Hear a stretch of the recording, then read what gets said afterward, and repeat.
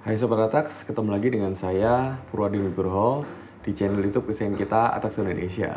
Pada kesempatan kali ini kita akan bahas 3 hal yang mungkin akan menyelamatkan hidup Anda ketika resesi datang.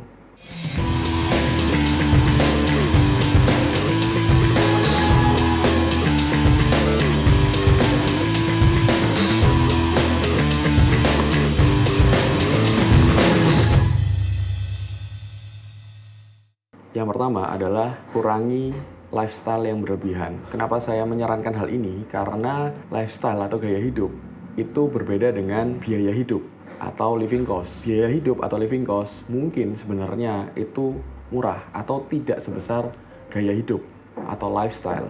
Ketika Anda mempunyai lifestyle yang sudah cukup jet set atau cukup mewah, Anda akan kesulitan untuk menurunkan gaya hidup itu.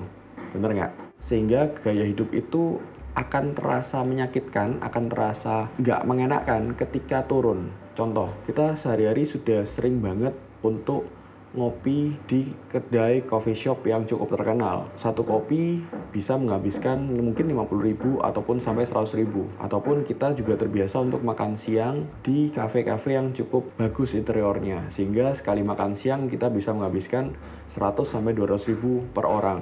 Ketika kita mempunyai gaya hidup seperti itu setiap harinya, maka itu akan menyakitkan ketika itu semua hilang.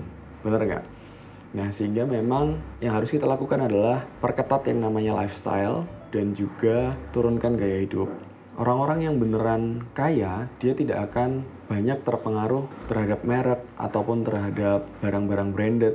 Tapi mereka lebih pingin untuk membeli waktu, membeli kenyamanan, membeli rasa aman, membeli rasa damai dengan keluarga. Nah, sehingga itu yang benar-benar akan dikejar oleh orang yang beneran kaya. Tapi kalau misalnya ada beberapa orang yang belum seberapa kaya, mungkin mereka ingin menunjukkan kepada komunitas maupun lingkungannya bahwa mereka sudah menjadi punya duit sekarang dengan cara membeli barang-barang branded dan juga flexing ataupun pamer ketika ia membeli barang dengan merek-merek tertentu.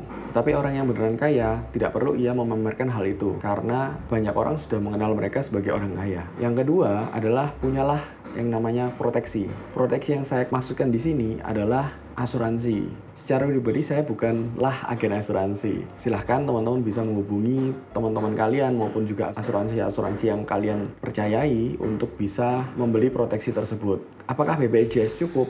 BPJS sudah sangat amat bagus dan juga mungkin saja cukup ketika memang terjadi masalah kesehatan yang kalian alami. Lalu ketika punya BPJS, apakah tidak perlu membeli asuransi swasta? Saran saya itu adalah pilihan.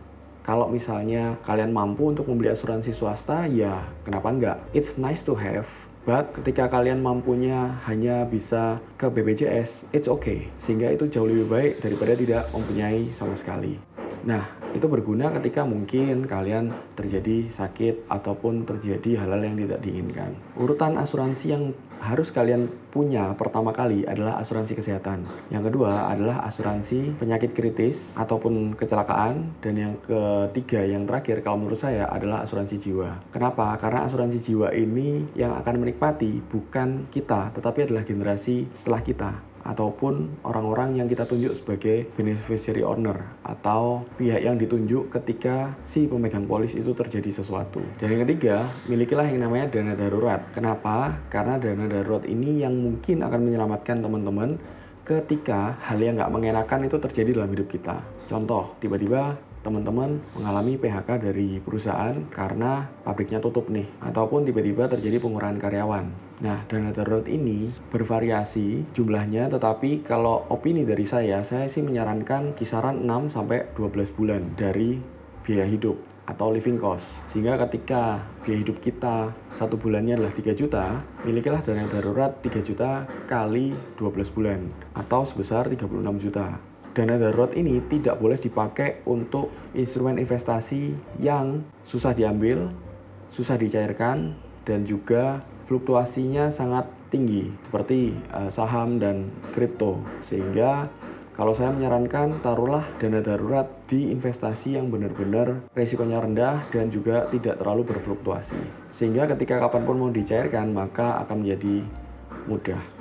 Nah, itu sih 3 tips dari saya yang bisa teman-teman lakukan ketika resesi datang Saya sih secara pribadi berharap tidak akan terjadi resesi di Indonesia.